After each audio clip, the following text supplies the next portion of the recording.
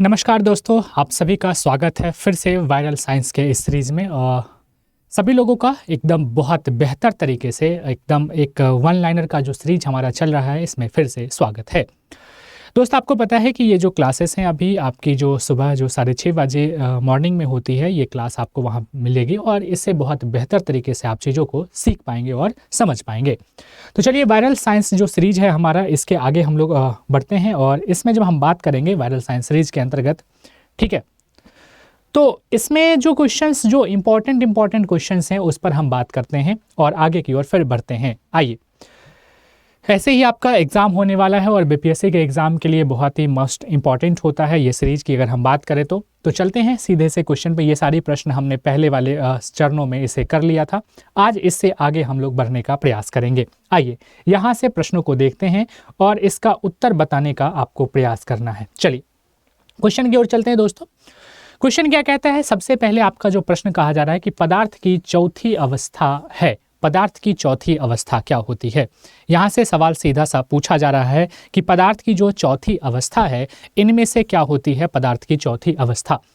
देखिए दोस्त, आप सबसे पहले आप जानते हैं कि पदार्थ की अवस्थाओं के विषय में जब हम बात करते हैं तो पदार्थ की अवस्था के विषय में, ठीक है, यानी कि जो मैटर का स्टेट होता है उसमें अगर हम बात कर ले तो 3 अवस्था आप बिल्कुल जानते होंगे। उन तीनों अवस्थाओं पे थोड़ी सी विस्तृत चर्चा हम लोग कर लेते हैं, फिर आगे की ओर बढ़ेंगे। कौन कौन सी अवस्था? सबसे पहले आप जानते होंगे सॉलिड स्टेट की बात हम लोग करते हैं, ठीक है।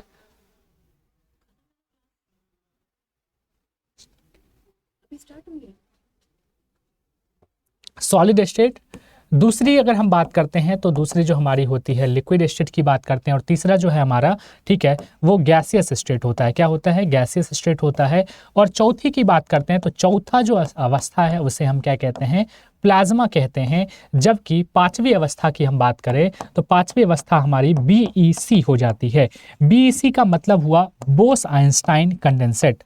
बोस आइंस्टाइन, ठीक है, आइंस्टाइन कंडेंसेट की बात हम लोग करते हैं। बोस आइंस्टाइन कंडेंसेट की बात हम लोग करते हैं। यानी कि जब हम चीज़ों को देखें तो यहाँ पर 4 अवस्था ही नहीं, बिल्कुल 5वीं अवस्था पर भी हमने चर्चा किया है। एक हमारा सॉलिड स्टेट की बात करते हैं, दूसरा हमारा लिक्विड स्टेट और तीसरा हमारा गैसेस स्टेट, चौथा जो है प्लाज्मा और पांचवा क्या है? बोस आइंस्टाइन कंडेंसेट है। इस पर और थोड़ा सा थ्योरेटिकली बात करें तो जब हम इसे हीट करते हैं, ध्यान रखिएगा, जब हम इसे हीट करते हैं तो हमें लिक्विड प्राप्त होता है और लिक्विड को जब हीट करते हैं तब हमें गैस प्राप्त होता है और जब गैस को हीट करते हैं तब हमें प्लाज्मा की स्थिति प्राप्त होती है, ठीक है। सूर्य में जो पाई जाती है वो प्लाज्मा की स्थिति पाई जाती है। किसमें? सूर्य में बात करेंगे तो कौन सी स्टेट पाई जाती है तो हम कहेंगे इसमें प्लाज्मा का स्टेट जो है हमारे सूर्य में देखने को मिलता है। लेकिन जब हम दूसरी बात करते हैं तो प्लाज्मा को जब ठंडा, यानी कि अब सीधी सी बात करें, किसी पदार्थ को, किसी ऑब्जेक्ट को जब कूल किया जाता है, कूल्ड किया जाता है, यानी कि ठंडा करते हैं, और कब? तो परम शून्य ताप के लगभग, याद रखना, परम शून्य जो ताप है हमारा, परम शून्य ताप, उतना तक जब हम ठंडा करते हैं किसी वस्तु को, तब जाके हम बोस आइंस्टाइन कंडेंसेट की अवस्था को प्राप्त कर सकते हैं, ठीक है। तो हम इस अवस्था में तो क्लियर हो गया होगा। चौथी अवस्था क्या है हमारी? प्लाज्मा जो है चौथी अवस्था है, ठीक है दोस्तों। यहाँ तक चीजें क्लियर हो चुकी है, कोई दिक्कत, कोई समस्या तो नहीं होगा। आगे बढ़िए। आगे यहाँ पर जो सवाल पूछा गया है इसमें कि हीरा क्या है, डायमंड क्या है, तो चलिए इस पर बात करते हैं। ये सारी चीज़ें मुझे लगता है कि आप समझ में आ गया होगा, ठीक है। आइए, हीरा क्या है? अगर हम बात करें तो हीरा के विषय में, तो हीरा क्या होता है? देखिए 2 3 4 5 चीज़ जो है यहाँ से बहुत इंपॉर्टेंट सवाल आपसे पूछा गया है, लेकिन आप कहेंगे सर इसमें भ्रमित करने वाली हीरा तो बहुत सारी चीज़ है। सबसे पहले कहेंगे हीरा क्या है, तो ये पदार्थों में सबसे कठोर पदार्थ है, इस बात को जानते हैं। सबसे जो कठोर पदार्थ है, हार्डेस्ट मटेरियल की बात करते हैं तो वो क्या होगा? हीरा होगा। यहाँ तक क्लियर है। दूसरी बात करते हैं, आपसे पूछा जाए कि हीरा किसका अप्रूव है भाई, तो कार्बन का ही अप्रूव हीरा है, ग्रेफाइट है। आप जानते होंगे कार्बन के विषय में, तो कार्बन का जो अप्रूव है कौन कौन सा? हीरा की बात करते हैं, ग्रेफाइट की बात करते हैं, और एक BMF, ये भी याद रखिएगा, BMF बल्क मिनिस्टर फुलरीन, ठीक है, ये भी आपके कार्बन के ही अप्रूव के अंतर्गत आता है। ये दो तो आप जानते होंगे हीरा के विषय में और ग्रेफाइट के विषय में। लेकिन एक BMF है जो है बल्क मिनिस्टर फुलरीन कहते हैं, जो पे C16 यानी कि 60 कार्बनों का एक फुटबॉल जैसी संरचना बनाती है, उसका ये अप्रूव होता है, जो कि हम डायमंड कहते हैं। डायमंड के विषय में और बहुत सारी चीज़ें हैं। डायमंड जो होता है, अगर हम कार्बन के स्वरूप पे और चर्चा कर ले थोड़ा सा, देखिए थोड़ा सा मैं बैक जाता हूँ तो चीज़ें समझ में आनी चाहिए। इस पे चलिए कोई बात नहीं, इसमें लिखने का प्रयास करेंगे हीरा के विषय में। अभी हीरा जो चमकता है, सबसे पहला प्रश्न पूछेगा हीरा जो शाइनिंग करती है वो किसके कारण शाइन करती है। शाइनिंग हीरे का जो चमकना है किसके कारण होता है, तो आप कहेंगे पूर्ण आंतरिक परावर्तन। पूर्ण आंतरिक परावर्तन के कारण, ठीक है, परावर्तन के कारण जो है हीरा चमकती है। पूर्ण आंतरिक परावर्तन के कारण हीरा चमकती है। और पूर्ण आंतरिक परावर्तन का ये ध्यान में रखना है, खास करके इसमें आपतन कोण का मान कितना 90 डिग्री है ना, ठीक है। आपतन कोण के मान के विषय में प्रश्न पूछा जाएगा, ठीक है। क्रांतिक कोण से बड़ा होना चाहिए या छोटा, ये आपसे प्रश्न पूछा जाता है। क्रांतिक कोण से बड़ा होना चाहिए या छोटा, इसको आप में उत्तर बताना है कि क्या होगा, ठीक है। दूसरा चीज आपसे कभी कभी पूछ देगा कि हीरे का अपवर्तनांक कितना होता है, तो ये आपको कमेंट में इसका उत्तर देना है कि हीरे का अपवर्तनांक कितना होता है। आप जानते हैं तो इसका कमेंट में उत्तर जरूर दीजिएगा। हीरा याद रखिएगा, हीरा के विषय में ये क्या होता है, तो ये कुचालक होता है। कुचालक कहने का मतलब ये एक प्रकार से आपका इंसुलेटर होता है। क्या होता है, इंसुलेटर होता है। और इंसुलेटर की बात करें, लेकिन जबकि इसी से आप कार्बन का ही दूसरा अपरूप है ग्रेफाइट की विषय में अगर हम चर्चा करें, तो ग्रेफाइट जो होता है, ग्रेफाइट एक प्रकार से कंडक्टर के भांति कार्य करता है। किसके भांति, कंडक्टर के भांति कार्य करता है। क्यों, क्योंकि ग्रेफाइट में फ्री इलेक्ट्रॉन्स जो हैं वो पाए जाते हैं। ग्रेफाइट में क्या होते हैं, फ्री इलेक्ट्रॉन्स। इसकी संरचना जब स्ट्रक्चर बनाते हैं तो फ्री इलेक्ट्रॉन्स पाए जाते हैं, जबकि ये इंसुलेटर में फ्री इलेक्ट्रॉन्स नहीं पाए जाते हैं, ठीक है। नो एग्जिस्ट फ्री इलेक्ट्रॉन्स, ठीक है। तो फ्री इलेक्ट्रॉन्स इसमें एग्जिस्ट नहीं करते हैं, जिस कारण से ये इंसुलेटर जैसा व्यवहार करता है। तो हीरे के विषय में ये सारी चीज़ें, थोड़ी सी चीज़ों का ख्याल रखिएगा। साथ ही साथ जो क्वेश्चन मैंने पूछा है उसे आप कमेंट करके उत्तर भी देने का प्रयास कीजिएगा। चलिए अगले सवाल पर चलते हैं। तो अगला सवाल ये रहा आपके स्क्रीन पर। अगला सवाल क्या कहता है, देखिए अगले सवाल पे जब हम चलते हैं तो अगला सवाल कहता है कि ये बताएं कि विश्व का प्रत्येक कण जो है, प्रत्येक पदार्थ अत्यंत सूक्ष्म कणों से मिलकर बना है, यह सर्वप्रथम किसने कहा था। यानी कि इस बात की पुष्टि किसने कहा था, ठीक है। सीधा कह दिया क्वेश्चन ने कि विश्व का प्रत्येक पदार्थ जो है, टोटल हम बात कर ले यूनिवर्स में, वो छोटे छोटे कणों से मिलकर बना है। इस बात की पुष्टि किसने कही थी। तो याद रखना, ये कहने वाले जो थे ये हमारे भारतीय थे। क्या थे, हमारे भारतीय थे। और इनका नाम क्या था, इनका नाम था महर्षि कणाद। क्या नाम था, महर्षि कणाद जो थे, ये नाम था। ये बात याद रखिएगा, महर्षि कणाद साहब ने इसकी पुष्टि की थी। और इन्होंने ही कहा था किसमें, तो याद रखना वैशेषिक में, वैशेषिक, ठीक है। अगर हम दर्शन की बात करें, आपसे सवाल पूछ दे कौन से दर्शन में कहा था, तो ये भी याद रखना कि वैशेषिक, वैशेषिक दर्शन में पुस्तक जो है इनकी कौन सी, तो वैशेषिक दर्शन के जो संस्थापक या कह दीजिए लिखने वाले कौन, महर्षि कणाद थे। उन्होंने इस बात में कहा। और इसने क्या चीज़ कहा था, इसने कहा था कि क्षिति जल पावक, क्षिति जल पावक और गगन समीरा, क्या, गगन समीरा की जो बात थी, इस बात को कहने वाले जो व्यक्ति थे वो कौन थे, महर्षि कणाद साहब थे। इसके बाद या आप ये कह सकते हैं कि डाल्टन से पहले, डाल्टन ने कौन सी थ्योरी दी थी, तो आपको पता होना चाहिए कि एटॉमिक थ्योरी देने वाला व्यक्ति कौन था। एटॉमिक थ्योरी के विषय में जब हम बात करते हैं तो एटॉमिक थ्योरी को देने वाले जो व्यक्ति थे वो कौन थे, जॉन डाल्टन थे। कौन थे, तो जॉन डाल्टन जो थे उन्होंने एटॉमिक थ्योरी को दिया था। तो डाल्टन से पहले की जब हम बात करते हैं तो एटॉमिक थ्योरी देने वाले व्यक्ति भारतीय थे, ठीक है। डाल्टन से पहले जिन्होंने सबसे पहले एटॉमिक थ्योरी के विषय में बताया, उस व्यक्ति का नाम क्या है, कहेंगे महर्षि कणाद हुआ करते थे, ठीक है, जो भारत में थे। और डाल्टन तो इधर आके दिए हैं, ठीक है, 19वीं की बात करते हैं, शताब्दी मतलब इधर में, जबकि ये 600 BC की कहानी कहते हैं, उस समय इन्होंने ये सारी चीज़ें लिखी थी और बातों को बताया था। इस पर थोड़ा सा ध्यान रखिएगा।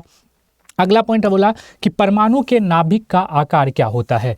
परमाणु के नाभिक का आकार के विषय में जब प्रश्न पूछा जाता है तो इस पर आपको प्रश्न करना चाहिए कि परमाणु के नाभिक का आकार क्या होता है। आइए देखिए, हम जब बात करते हैं किसी परमाणु के विषय में तो परमाणु का जो है ये बात जब हम बात करते हैं तो परमाणु की थ्योरी में किसने बताया था, थ्योरी देने वाले जो व्यक्ति थे, तो हमने कहा अभी थ्योरी देने वाले व्यक्ति का नाम जॉन डाल्टन था। क्या था, जॉन डाल्टन था। तो परमाणु का जो नाभिक है, जो न्यूक्लियस है, इसकी खोज पहले किसने की थी, ये भी सवाल आपसे पूछा जाता है कि परमाणु के नाभिक की खोज किसने की थी। तो याद रखना रदरफोर्ड का नाम आप लोग याद रखिएगा। परमाणु के नाभिक में कभी कभी प्रश्न पूछा जाएगा और रदरफोर्ड की बात।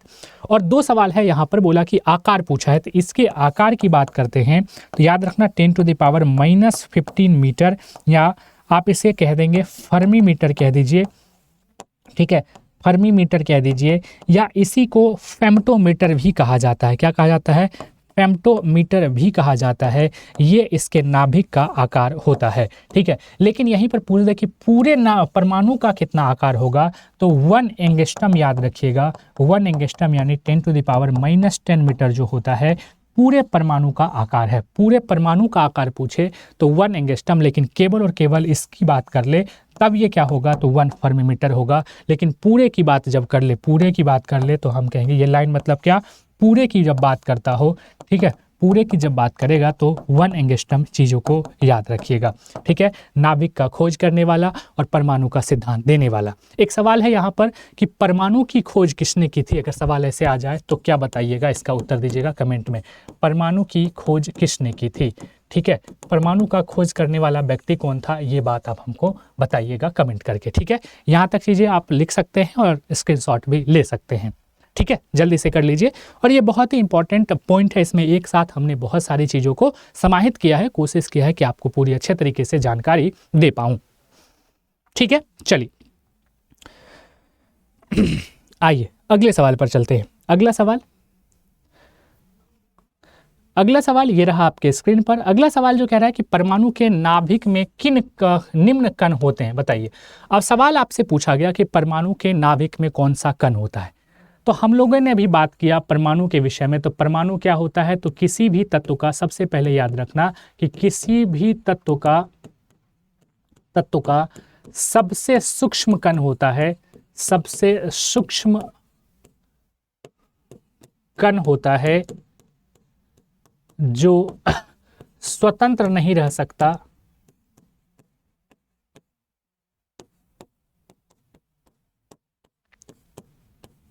कि स्वतंत्र रह सकता है, ये आपको बताना है थोड़ा सा, ठीक है। अब आइए अगला पॉइंट कहा जाता है, जब हम बात करते हैं तो परमाणु के नाभिक में निम्न कण होते हैं, इसके बाहर कौन होता है, तो इसके बाहर हमको पता है कि इसके बाहर इलेक्ट्रॉन जो होते हैं वो चक्कर लगाते रहते हैं। क्या होता है, इस परमाणु के बाहर में इलेक्ट्रॉन चक्कर लगाते रहते हैं। लेकिन जब नाभिक की बात किया जाए, इसमें कौन कौन से कण उपस्थित रहते हैं, तो आपको पता होगा कि नाभिक में प्रोटॉन और जो आपका प्रोटॉन के साथ साथ न्यूट्रॉन है, ये इसके नाभिक में उपस्थित होता है। प्रोटॉन और न्यूट्रॉन की जब कहानी कहते हैं तो इसके नाभिक में उपस्थित होता है। तो आपसे जो प्रश्न पूछा गया, प्रोटॉन और न्यूट्रॉन के विषय में प्रश्न पूछा गया है, और यहीं पर सवाल आपसे कह दे कि एटॉमिक मास आपसे पूछा जाता है एटॉमिक मास के विषय में, तो याद रखना कि एटॉमिक मास बराबर क्या होता है, तो प्रोटॉन की संख्या, प्रोटॉन प्लस न्यूट्रॉन का जो है, इसी को हम क्या कहते हैं, एटॉमिक मास कहते हैं, ठीक है। ये बात याद रखिएगा, ठीक है। और इसी में आपसे पूछते हैं कि एटॉमिक नंबर के विषय में, तो एटॉमिक नंबर जो होगा, एटॉमिक नंबर के विषय में जब सवाल कर दिया जाए तो नंबर ऑफ प्रोटॉन जो होगा वही इसका एटॉमिक नंबर होगा, नंबर ऑफ प्रोटॉन। एक चीज़ और याद रखिएगा कि नंबर ऑफ जो प्रोटॉन है, नंबर ऑफ जो प्रोटॉन है वो इक्वल होता है नंबर ऑफ इलेक्ट्रॉन का, नंबर ऑफ, क्या आ गया, एक सेकेंड, अरे चला गया, कोई दिक्कत नहीं, यहाँ से लिख सकते हैं। इसका आंसर तो हो गया क्या, तो हम कहेंगे इसका आंसर प्रोटॉन और क्या है, न्यूट्रॉन होते हैं, प्रोटॉन और न्यूट्रॉन होते हैं। इसका उत्तर तो मिल ही गया है। फिर हम लोग बात कर रहे थे कि number of proton is equal to number of electron, number of क्या होगा, इलेक्ट्रॉन होगा। और चार्ज जो अगर हम बात करें चार्ज की, ठीक है, तो चार्ज दोनों में आपका प्रोटॉन का 1.6 × 10⁻⁻19 कूलम होता है। ये चार्ज पॉजिटिव होते हैं, जबकि इलेक्ट्रॉन का बराबर ही होता है, बशर्ते चार्ज क्या होगा, माइनस होगा 10⁻⁻19 कूलम के बराबर। चार्ज दोनों का ध्यान रखना है। हाँ, दोनों के मास के विषय पर भी प्रश्न पूछा जाएगा, तो इसको भी आप साथ साथ में याद रखिएगा, ठीक है भैया। चलिए अब आते हैं कि परमाणु विद्युत उदासीन होते हैं कि क्या होते हैं। सीधा पूछा, परमाणु विद्युत होते हैं। तो भाई जब हम नाभिक की बात करते हैं, आप यहीं पे देखें, आज केमिस्ट्री के पूरे बेसिक चीज़ों को लेके आया हूँ। जब आप जानते हैं कि भाई प्रोटॉन और प्लस न्यूट्रॉन इसमें होता है और इलेक्ट्रॉन बाहर चक्कर लगाता है। इलेक्ट्रॉन क्या होता है, कहते हैं इलेक्ट्रॉन नाभिक के बाहर चक्कर लगाता है। तो इलेक्ट्रॉन का अगर हम चार्ज पे अभी हमने बात किया कि -1.6 इंटू 10⁻⁻19 कूलम होता है, ये किसका चार्ज है? इलेक्ट्रॉन का। जबकि प्रोटॉन की बात करें इसके नाभिक में, तो नाभिक पर चार्ज +1.6 इंटू 10⁻⁻19 कूलम होता है। कहोगे क्यों? क्योंकि न्यूट्रॉन जो होता है वो न्यूट्रल होता है। क्या होता है? न्यूट्रल होता है, उदासीन होता है। जब दोनों चार्ज इक्वल की बात करेंगे तो ये भी क्या होगा? पूरी तरह से क्या हो जाएगा? कहेंगे न्यूट्रल हो जाएगा, अर्थात उदासीन हो जाएगा। तो विद्युतीय रूप से भी अगर हम बात करें तो परमाणु का जो विद्युतता होते हैं वो क्या होते हैं? न्यूट्रल होता है और उदासीन होता है। आप ऐसे भी चीज़ों को लिख सकते हैं और समझ सकते हैं कि इसके विषय में क्या प्रश्न पूछा गया है। तो क्या कहेंगे कि परमाणु जो विद्युतता होते हैं, विद्युतता, वो पूरी तरह से क्या कहेंगे? न्यूट्रल या उदासीन होते हैं। ठीक है भैया? क्यों? तो इसके संख्या सारा कुछ हमने इस पर दर्शाने का प्रयास किया है। समझ में आ रहा होगा? और कोई दिक्कत, कोई समस्या हो तो कमेंट बॉक्स में ज़रूर इसके बारे में आप लिखेंगे। जो प्रश्न मैं पूछ रहा हूँ उस प्रश्न के बारे में भी आपको ज़रूर इसमें लिखना है। ठीक है भाई, चलिए अगले सवाल पर चलते हैं, नेक्स्ट क्वेश्चन की ओर। अगला सवाल है कि जेम्स चैडविक ने निम्नलिखित में से किसकी खोज की थी? देखिए भाई, यहाँ पे सवाल जो है बहुत ही आसान सा प्रश्न है, बहुत ही आसान सा प्रश्न है। जैसे कि आप जानते हैं, किसी भी परमाणु की बात कर ले, ठीक है, किसी भी परमाणु का जो कण होता है, अगर हम बात करें इसमें जो पार्टिकल्स हैं, बहुत सारे, कोई भी परमाणु क्या बहुत सारे पार्टिकल से मिलकर बना हुआ है, बहुत सारे पार्टिकल से। डाल्टन ने कहा था कि ये कण टुकड़े में नहीं बदल सकते, लेकिन बहुत सारे विद्वान आए जिन्होंने इस एटम को, ये जो एटम है, जो हमारा परमाणु है, इसको कई कण में ये विभाजित होते हैं, कई कणों से मिलकर बना है, इस पर भी इन्होंने बात किया था। कहोगे कई कण? जी हाँ। जैसे कि अगर हम पार्टिकल्स की बात करें तो आप नाम सुन रहे हैं अभी, इलेक्ट्रॉन, बिल्कुल अच्छा है। फिर हमने बात कर लिया प्रोटॉन के विषय में, तो किसका भाग है? एटम का भाग है। फिर हम बात कर लिए न्यूट्रॉन के विषय में, न्यूट्रॉन भी किसका भाग है? कहेंगे एटम का बात है। इसी में अगर हम बात करते हैं पॉजिट्रॉन के विषय में, ठीक है, उसी में हम बात करते हैं न्यूट्रिनो के विषय में, ठीक है, न्यूट्रिनो के विषय में। तो ये सब ETC क्या है? ये सब क्या है? पार्टिकल्स और सब पार्टिकल्स हैं जो कि एटम के अंतर्गत में पाए जाते हैं। तो इसमें अलग अलग वैज्ञानिकों ने अलग अलग चीज़ों का खोज किया था। जैसे कि आप कह रहे हैं, यहाँ प्रश्न पूछा आपको जेम्स चैडविक ने किसका किया था, तो आपने सुना होगा थॉमसन के विषय में, थॉमसन ने किसी चीज़ का खोज किया है। आपने सुना होगा गोल्डस्टीन के बारे में, ठीक है, गोल्डस्टीन, ठीक है। आपने सुना होगा रदरफोर्ड भी, अलग से भी। आपने सुना होगा इसी में युकावा का नाम सुना होगा, ठीक है ना। आपने सुना होगा एंडरसन का नाम सुना होगा। बस आपको मैंने नाम यहाँ सबका लिख दिया है, बस मैच करना है कि किसका कौन सा है। थॉमसन किसका है, युकावा किसका है, एंडरसन किसका है, गोल्डस्टीन किसका है। थोड़ा सा काम मैंने आपके लिए छोड़ दिया है, इसलिए क्योंकि आपके दिमाग में थोड़ा सा घूमे चीज़ें, बात समझ में आए कि हम चाहें तो अभी इसका सबका बता देंगे, इधर उधर करके सबका बता देंगे, लेकिन हम चाहते हैं थोड़ा सोचने पर मजबूर करें आपको, कि आप भी चीज़ों को याद रखने का प्रयास करेंगे। यहाँ तक चीज़ें समझ में आ गई होगी सबको? ठीक है भाई, चलिए। अब बोला कि परमाणुवीय नाभिक को किसने खोजा था? अभी ही बात करते हैं। तो नाभिक को हमने अभी सबसे पहले ही बता दिया था कि नाभिक को खोजने का जो श्रेय जाता है वो किसको जाता है? रदरफोर्ड साहब को नाभिक को खोजने का श्रेय जाता है। किससे जाता है? रदरफोर्ड साहब को नाभिक का खोज करने का श्रेय जाता है। जिन्होंने क्या किया था? तो जिन्होंने, अच्छा, इस पर और भी क्वेश्चन हो सकते हैं, उन क्वेश्चन पर भी चर्चा करेंगे। तब तक के लिए आगे की ओर चला जाए। जो मैंने क्वेश्चन कहा उस क्वेश्चन को ध्यान से सुनिए। मैंने क्वेश्चन क्या कहा? आपको बताना है इन सब का खोज किसने, इलेक्ट्रॉन का खोज किसने किया, प्रोटॉन का किसने किया, न्यूट्रॉन का किसने किया, पॉजिट्रॉन का किसने किया, न्यूट्रिनो का किसने किया, ठीक है, फोटोन का किसने किया। ये सब के बारे में आपको कमेंट करके बता देना है, जबकि मैंने नाम भी लिख दिया है, थॉमसन, गोल्डस्टीन, युकावा, एंडरसन, और एक आइंस्टीन भी जोड़ लीजिएगा, ठीक है। जब फोटोन की चर्चा है तो आइंस्टीन को भी ऐड कर लीजिएगा, तब बताना है कि किसने इसकी खोज की थी। ठीक है भाई, चलिए अगले सवाल पे चलते हैं। अगला सवाल आता है इसमें कि नेक्स्ट क्वेश्चन पे जब हम चर्चा करते हैं, तत्व के सबसे छोटे भाग को क्या कहते हैं। अब देखो पूरा सवाल ही यहाँ पे है कि तत्व के सबसे छोटे भाग को क्या कहते हैं। तो हमने कहा कि कोई भी तत्व जो है, कोई भी तत्व क्या होता है? परमाणुओं से मिलकर बना होता है, परमाणुओं से मिलकर बना होता है, मिलकर बना होता है। तो तत्व का सबसे छोटा भाग, सीधा कहेंगे तत्व का सबसे छोटा भाग जो होता है, सबसे छोटा भाग, छोटा भाग क्या होगा भाई? तो कहेंगे एटम होता है। क्या होता है? एटम, अर्थात परमाणु होता है। क्या होता है? परमाणु जो होता है तत्व का सबसे छोटा भाग होता है। ठीक है, तत्व का सबसे छोटा भाग क्या कहेंगे, परमाणु होता है। और परमाणु मिलकर किसका निर्माण करते हैं, कहेंगे परमाणु मिलकर, परमाणु आपस में मिलकर अणु, और फिर अणु मिलकर क्या, तो ये तत्व जो है यौगिक में, ठीक है, यौगिक का निर्माण करता है। ये सब कुछ तो पहले से भी एकदम बेसिक प्रश्न जो है ये मैं आपको भी बता रहा हूँ। अगला सवाल है, किन किरणों के प्रकीर्णन से नाभिक के आकार का आकलन किया जा सकता है।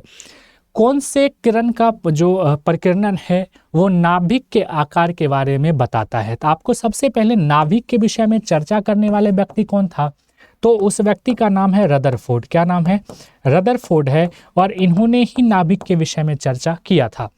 इन्होंने क्या किया था कि सोने का एक गोल्ड फॉइल लिया था, सोने की पतली, ठीक है, सोने की पतली एक चादर ली थी, पतली चादर, ठीक है, गोल्ड फॉइल कहेंगे, ठीक है।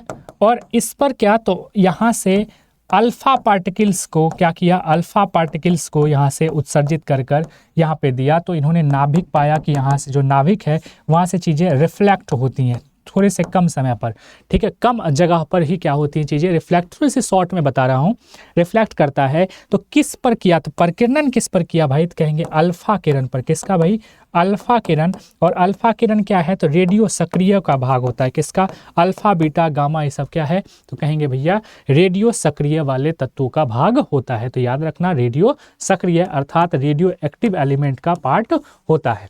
ठीक है, तो रदरफोर्ड ने किया था किसका, तो अल्फा पार्टिकल से बमबारी की थी और तब जाके इसको ये चीज़ें पता चला था। रिफ्लेक्ट करने का मतलब होता है कि भाई चार्ज कुछ ये, क्योंकि ये पॉजिटिव चार्ज है, अल्फा की बात करें कैसा पॉजिटिव चार्ज होता है, और अंदर में बात करते हैं तो नाभिक में भी प्रोटॉन पॉजिटिव चार्ज है, तो दोनों क्या करता था, रिफ्लेक्ट हो जाता था, जिससे पता चला कि कुछ तो चार्ज इसके अंतर्गत है, ठीक है, उसमें कुछ तो चार्ज है जो चीज़ को रिफ्लेक्ट करता है। तब पता चला नाभिक का आकार भी और प्रोटॉन वगैरह सब कुछ। याद रखना रदरफोर्ड ने प्रोटॉन की खोज नहीं की थी बल्कि नामकरण किया था। ठीक है, रदरफोर्ड ने प्रोटॉन की खोज नहीं की थी, क्या किया था, नामकरण किया था, यानी कि नाम रखा था। चलिए अगले सवाल पर चलते हैं, नेक्स्ट क्वेश्चन की ओर चलते हैं। अगला सवाल है कि परमाणु का भार अंतर्राष्ट्रीय मानक क्या होगा। देख बताइए, परमाणु का जो भार है अंतर्राष्ट्रीय मानक क्या होगा। अब ये सवाल जो है अपने आप में थोड़ा सा अच्छा सवाल है। परमाणु के भार के विषय में बात कर रहा है, वो भी अंतर्राष्ट्रीय मानक की बात कर रहा है। तो अंतर्राष्ट्रीय का मतलब हो जाता है एसआई यूनिट में ये चर्चा करना चाह रहा है। तो जब एसआई यूनिट की बात करते हैं तो किसी में जब हम बात करें तो आपने मोल पढ़ा था, क्या पढ़ा था, मोल।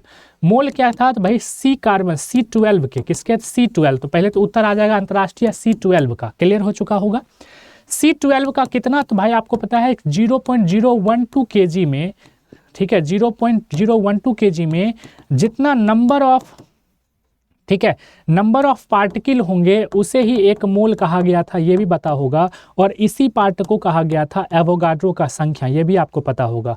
एवोगाड्रो नंबर जो कहा गया था इसे ही एवोगाड्रो के नंबर के नाम से भी जाना गया था, जो कि कितना एलिमेंट यहाँ पे अगर पार्टिकल्स की संख्या बात करें इसकी तो 6.023 into 10 to the power 23 थी। कितनी थी, 10 to the power 23 थी। इतनी संख्या जो है इसके लिए इंपॉर्टेंट है, यहाँ से प्रश्न आपसे पूछ लिए जाते हैं। तो परमाणु का अंतर्राष्ट्रीय भार किसका होगा, तो याद रखना C12 का होगा। किसका होगा, तो कार्बन का जो भार है उसमें C12, C14 नहीं बल्कि C12 की बात करेंगे। क्लियर है। C14 तो आपको पता होगा कार्बन डेटिंग का, याद रखना C14 कार्बन डेटिंग यानी कि एज वगैरह, ठीक है ना, कार्बन डेटिंग की बात हम लोग करते हैं। जीवाश्मों की जो एज है उसको मापने के लिए इसका प्रयोग किया जाता है। अगले आते हैं, परमाणु अभाज्य है या निम्नलिखित में से किसने प्रस्तावित किया था। अभाज्य का मतलब परमाणु को विखंडित नहीं किया जा सकता। इस बात की पुष्टि करने वाले व्यक्ति कौन थे, इस बात को किसने कहा था कि परमाणु जो है वो अभाज्य है। तो देखिए एक सेकंड के लिए इस पर सोचना है कि परमाणु अभाज्य है, तो इस पर परमाणु सिद्धांत जिसने दिया होगा उसी ने इस बात को कहा होगा। तो परमाणु सिद्धांत को देने वाले जो व्यक्ति थे, क्या नाम था उनका, डाल्टन नाम था। क्या नाम था, डाल्टन था। और इन्होंने कहा था कि जो एटम है ना, अब ये अविभाज्य इसे और सूक्ष्म कणों में तोड़ा नहीं जा सकता, लेकिन इनकी पूरी कहानी गलत हो गई। क्यों, क्योंकि इससे इलेक्ट्रॉन निकल गया, इससे प्रोटॉन निकल गया, इससे न्यूट्रॉन निकल गया, ठीक है, इससे पॉजिट्रॉन निकल गया, बहुत सारे छोटे छोटे पार्टिकल्स और सब पार्टिकल्स इससे निकल गए। तो इनका सिद्धांत वहीं पर धराशाही हो जाती है। जो जो चीज़ें बढ़ती जा रही है अर्थात परमाणु भी भाज्य है, यानी परमाणु भी टुकड़ों में बंट सकता है और ये कई प्रकार के कणों से मिलकर बना हुआ है। इस बात की भी पुष्टि जब चीज़ें बदलती गई तो ये चीज़ें आती चली गई, इनका भी सिद्धांत पूरी तरह से धराशाही हो गया। क्लियर है? चलिए अगले विषय पर चलते हैं। अगला क्वेश्चन जो देखते हैं, अगला क्वेश्चन कह रहा है कि कार्बन का परमाणु संख्या 6 तथा परमाणु भार 12 है। ठीक है, बहुत अच्छा। कार्बन का परमाणु संख्या 6 है और परमाणु भार 12 है, तो इसके नाभिक में कितने प्रोटॉन होते हैं? तो सवाल क्लियर है, बहुत अच्छा है क्वेश्चन। देखो सवाल सबसे पहले बोला कि कार्बन है, बहुत अच्छा। और कार्बन के विषय में आपको 2-3 चीजें दे रखी है। नंबर ऑफ,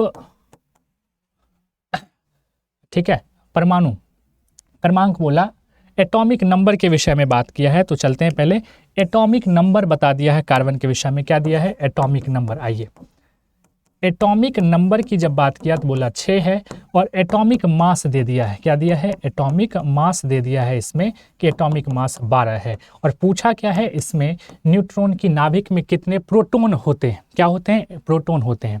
तो सबसे पहले एटॉमिक मास जो होता है, अगर एटॉमिक मास की बात करें तो क्या होगा? तो प्रोटॉन प्लस न्यूट्रॉन के मास का जो भी होगा इसके इक्वल होगा कहेंगे। ठीक है, अब इसमें आपको परमाणु क्रमांक और ये भी याद रखना है कि जो 6 हैं प्रोटॉन की संख्या ही होती है। आपको पहले ही बताया था कि प्रोटॉन जो है, प्रोटॉन इक्वल होता है किसके? एटॉमिक नंबर के। क्या होते हैं? एटॉमिक नंबर के इक्वल होते हैं। तो इसमें आपको मास दिया है 12, इसमें से प्रोटॉन की संख्या है 6, तो न्यूट्रॉन की संख्या कितनी? तो आपको ये भी पता चल जाएगा। ठीक है, अब देखो यहाँ पर जो प्रोटॉन की संख्या है, यहाँ से न्यूट्रॉन की संख्या भी निकल के आ गया और ये जो 6 है ये भी निकल के आ गया। अर्थात प्रोटॉन और न्यूट्रॉन की संख्या अभी क्या बोलेगा? 6 ही होंगे, यहाँ से चीज़ें निकल के आ गई होंगी।